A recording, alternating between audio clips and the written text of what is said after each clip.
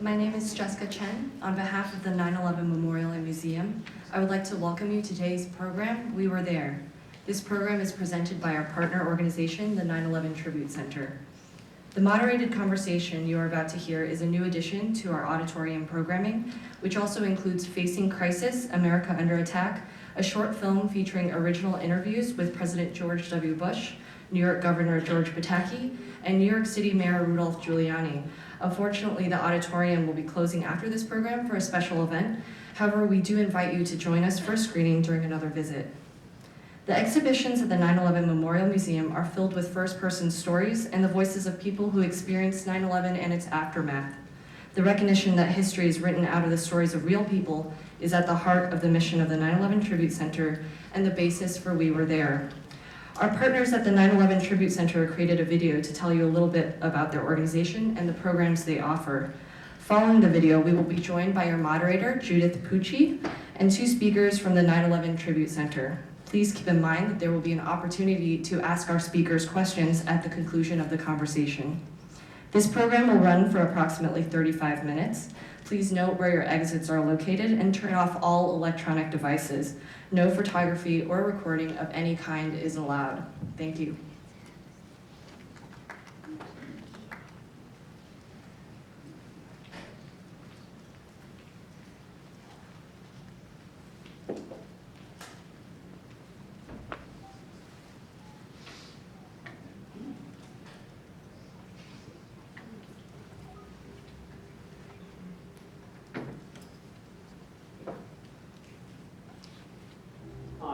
My name is Lee Ioki.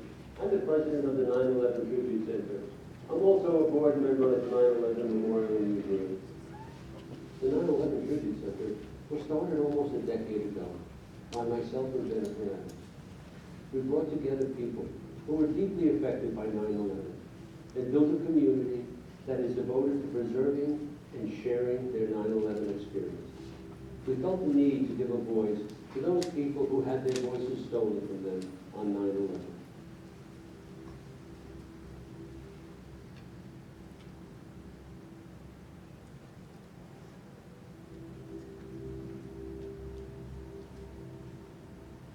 At the 9/11 Tribute Center and here at the 9/11 Memorial, we share our stories with visitors every day.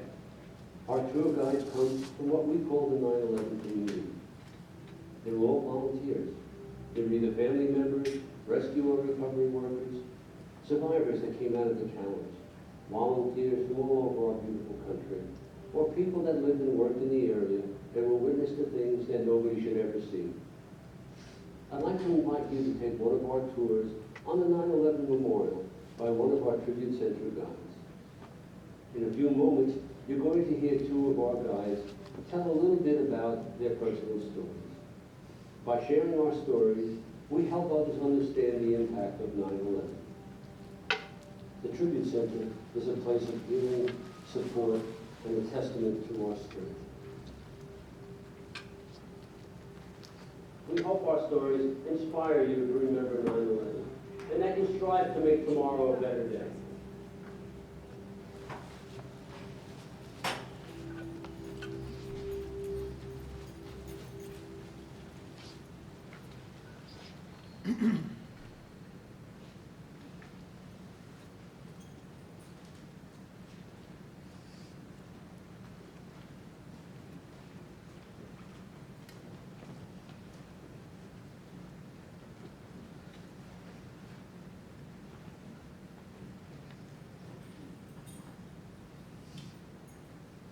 Wow, there are a lot of you. Wonderful.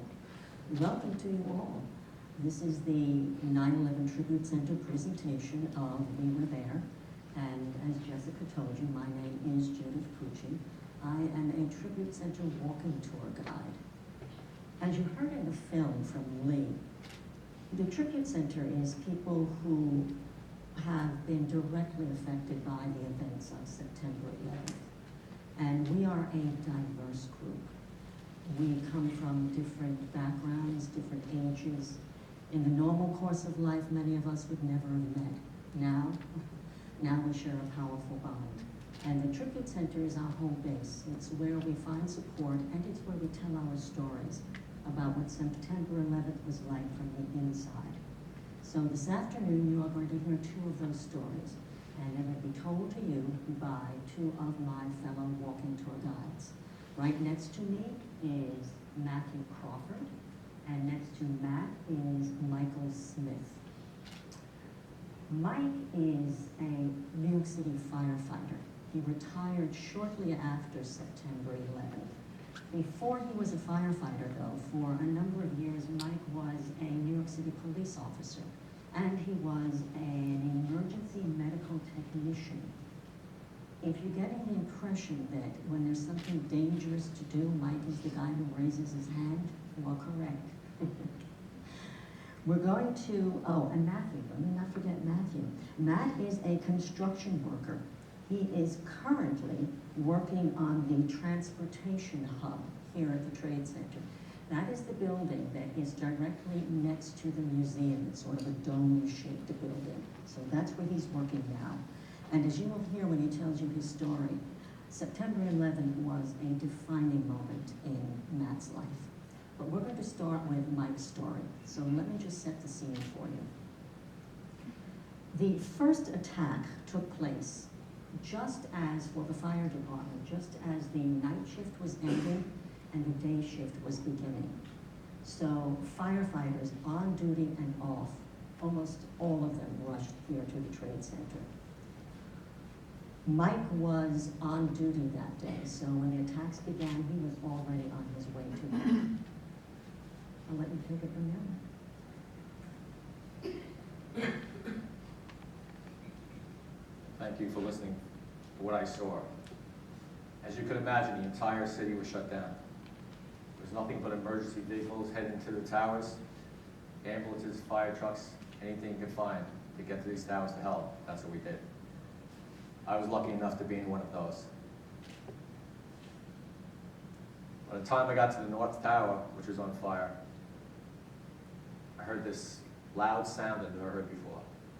As I got closer and closer to the North Tower, the sound increased. It was more like a thump. It was like thump, thump, louder and louder. I looked up, and the thumping, was people falling. One after the next, after the next. I was so close I could see their faces. I could see the pain, the grimace, the agony. I could see them pushing against the air like, I have to stop. Anything I could do to stop, but to no avail, of course. I had to get to that building to help as quick as I could. I had to work my way all the way around the block to the front stairs, the front door of the North Tower. Within steps, yards, I don't know how far, pretty close, I was stopped dead in my tracks. The entire ground shook. It was like a freight train was standing next to a freight train. The ground just shook so hard you had to stop. You instinctively looked, you looked up, and you could see the building collapse. One after the next floor, after the next floor, pancaking, down, down, down. Your mind's eye says, run. Run as fast as you can because your life is over if you don't. What seemed like an eternity was probably fractions of a second. I turned, I ran as fast as I could instinctively till I thought it was the safest place I could. I didn't get far, maybe 30, 40, 50 yards, I'm not sure. The debris cloud just overtook me. The debris cloud scattered through my back. They knocked me just over, but enough to make this beautiful blue sky as dark could be. So imagine closing your eyes and run as hard as you can. Just run as hard as you can, close your eyes, and hope you're going to be safe. I did that. But in doing so, I didn't see the parked car in the street that I ran right into. Knocked me down, knocked me out. I lay on the floor next to the car, started to suffocate. The debris just started to fill my throat. My palate was caked with everything that I could imagine. It was to the point where it became evident to me that I wasn't going to make it alive. I started to lose consciousness, and as I did, I thought of my wife, of course. Still needed to be around for her. I thought of my children. I thought about my son. Thinking that my son's son, I would never see my son's son. I would never see my daughter have daughters or any children. As I lay there and nearly gave up, the most amazing thing happened to me. I thought at the time, and still do today. Emotion of complete Zen-like feeling, body and soul, the most beautiful experience I've ever had. As I let go, they said, Lord, it's time for me to go. Peace, the most peaceful feeling I've ever had in my life. It was a wonderful feeling. It was overwhelming. To this day, I strive for it. Next thing I knew, a police officer, the firefighter, had me shoulder by shoulder, dragging me down the street, head dangling, feet behind me, and I could hear the one say to the other, is he dead? Is he dead? Of course, I just didn't have the strength to tell him, no, I'm not dead. Keep going, boys, keep going. They got me to safety. It took me an hour, 2 hours to get my act together before I needed to go back down and try to recover, save, rescue, whatever I could. In doing so, the other building had collapsed. It was too late for that. By the time I arrived, there was no recovery. All I thought there was recovery for days, but we didn't rescue anybody. The fire trucks that I left, the ambulances that I left, they were all gone. 6, 7 stories of debris. I was assigned to the temporary morgue for days. Never went home.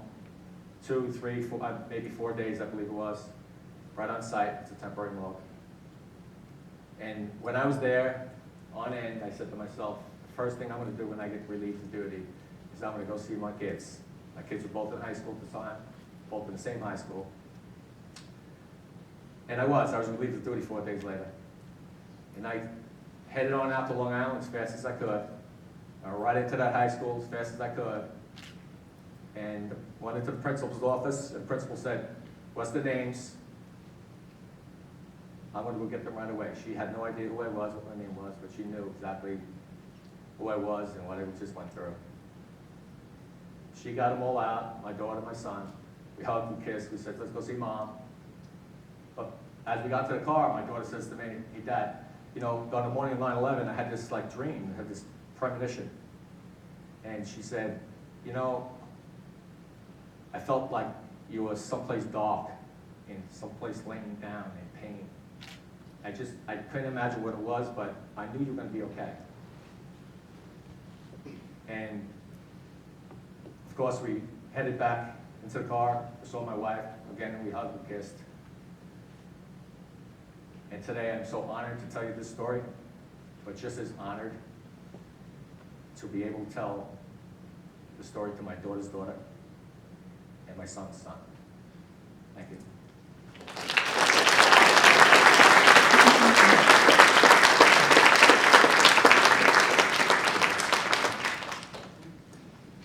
September 11th was especially traumatic for the department. 343 firefighters died that morning. Yes. Also, 23 New York City police officers dead, 37 Port Authority police dead. September 11th stands as the worst loss of first responders in a single event in United States history. Now you are going to hear how that day, that extraordinary day, really changed Matt's life.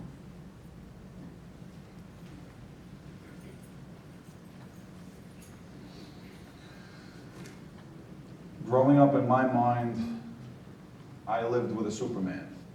My Superman was about 5'9", piercing blue eyes, a mustache, and a pot belly. And he was my father. He was a New York City firefighter for 32 years, and he was 62 years old on September 11th when he passed away. Growing up having your father be your hero was a very nice experience. I always knew that I had somebody who, whenever anything bad happened, I could just go to Dad and he would fix it. You got experiences that a lot of people didn't get. You got to go to the firehouse and get some really good food. Your dad would come in the middle of the night sometimes. I'm the youngest of 5. On a school night, he'd wake us all up. Still in PJs, we'd hop in the fire truck, he'd turn the lights and sirens on, go through the whole entire neighborhood, wake everybody up. They weren't too fond of that, but as a kid, that's the best thing that you could hope for. 4th grade, bring your parent to school day. He would show up with the bunker gear, the hat, the pole arms, the axes, everything the teacher asked him not to bring, he brought. So now your classmates are taking the axe to the desk, Miss Wallach is having a heart attack, but everybody wants to be your friend after that. So this is what I grew up with. This is what I wanted to emulate. So now comes September 11th, my father's a firefighter, my brother's a cop, my sister's a cop. I see the events taking place and I know that my father's working. I don't know about my brother or my sister, but I'm not too sure that we're all going to walk out of this okay. It was very difficult. I wasn't in town at the time. Cell phones didn't work. All the bridges and tunnels were closed. So I couldn't even get in touch with my family to know if everybody was okay. About 2 o'clock that morning, my brother Mark got in touch with me. I was very happy to hear his voice. He told me, I'm fine, Rachel's okay, but we can't find Dad. I said, well, Dad's working. I'm sure he's not going to stop to make a phone call. He said, no, you don't understand. He says, I'm here now. I'm with what's left of the people he worked with, and they don't know where he is. You have to get here as soon as you can. Next 2 days would be very blurry for me. I'm Irish and Italian, so I just remember a lot of booze and a lot of food. And somebody brought beds to my mother's house. I don't know why, but they brought beds. September 13th was a Thursday, and it was a phone call that kind of brought me out of my haze. It was my aunt called my mother and told her that my father's name was on a survivors list. The sound that came out of my mother was like a wounded animal, like a wail. It was somebody who really didn't believe what they were being told, but wanted it to be true so bad. And I told my mother, I said, until we bring Dad home, let's not get our hopes up. And my brother came to the site, and when we got here, we went from command post to command post, asking for Bobby Crawford, have you seen him? And they would say, no, but check this command post, and we would run to the next one. We got here at about 10 o'clock in the morning, I believe. And we just ran from command post to command post, what felt like an eternity, and nobody knew where he was. At about 3:30 in the afternoon, we finally stopped. We realized that we'd been running around all day looking for my father. And we sat down, across from the site. It was a very hard emotion. It was very difficult because we maybe didn't believe it, but we fully expected to be bringing our dad home to my family. My brother's a cop, so for him, that's what he does for a living. So for us to have to think about the fact that we weren't bringing my dad home was a very, very difficult thing to deal with. And I sat down and I looked at the site. It was the first time that I let the whole entire enormity of the site hit me and really take it in. And I looked at the first responders' faces, the firefighters and the cops, and that was the moment that struck me the hardest because these were my heroes. These were the guys who, when bad things happened, you call them, and they know what to do. I knew the look I had on my face, I knew the look my brother had on his face. It was sheer terror and confusion, and they all had the same look on their faces. And that's when I knew that nobody was going to come out of the site alive. And one of those people was my father. Definitely the most difficult thing to deal with. And then I couldn't understand how anybody could hate people so much, people you didn't know, so much to do something like this. My father was the very best humanity had to offer. And I'm not saying that because he's my father, I'm just saying that because that's how it was. At my father's memorial, we saw about 4 homeless people in the back of the church.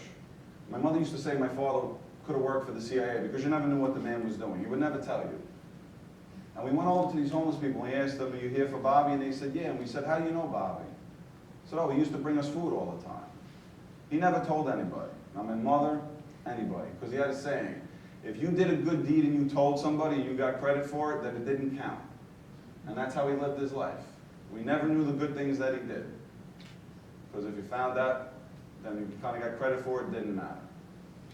So as I'm sitting there trying to figure out why anybody would want to do this, to people like my father, people who were just going to work that day, I decided I didn't want to be a part of this human race anymore.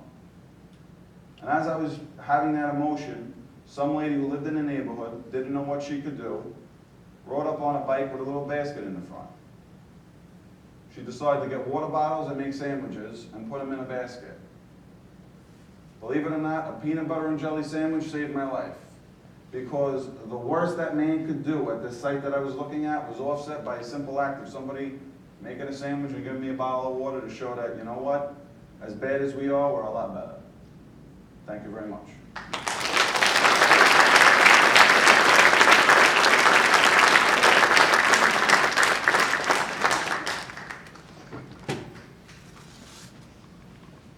There are outside hundreds of construction workers rebuilding the World Trade Center. Like Matt, they too have this sense of deep commitment to the work they are doing to help rebuild and bring a rebirth to this sacred ground. I think that the architect for the new Tower 1, that's the tallest building out there, the one with the spire on it, he said something that I think captures very well the importance of the work being done here and the importance of building aggressively back into the sky with tall buildings again. He said, "It is important to do this because it shows that the life of the city is more powerful than the people who attacked it. The life of the city is more powerful." I want to thank both of these guys. Thank Matt, thank Mike for telling their stories. And now I would like to open this up to all of you because, you know, very seriously, you are an important part of our storytelling. And if any of you have any questions, this is the moment. We have time for one or two. Oh, there's a brave soul. Yes, please. We're going to bring you a microphone. Matt, what do you and your family do every 9/11? I normally go hiking or camping by myself and kind of just commune with my father and spend the day with him. Do you mind answering that question? I do similar. I find solace in removing myself from the incident, so I'll go far away if I can. For both of you, it still has that raw feeling of reality when it comes to the anniversary. Absolutely. Anyone else? All right then. Well, I'm going to wrap up with this, a question. Why do we do this? Why do we tell our stories? That is one of the questions that we are asked most often on the walking tours. The answer is going to change for each of us at the Tribute Center. But one of the things that is common to all of us to answer why we do this is because we believe that by telling our stories, it shows that September 11th was about more than loss. That it was also about the extraordinary resilience of the human spirit. That resilience, I think you have just seen it displayed in these two men and the stories that they told you. We also hope that by telling our stories here at the museum, that hearing them will enrich your experience here today. As I said, you are an important part of our storytelling. Quite frankly, without you, we're talking to ourselves. So I would like to thank you on behalf of the Tribute Center, on behalf of the boys, for taking the time to share yourself with us. Thank you very much.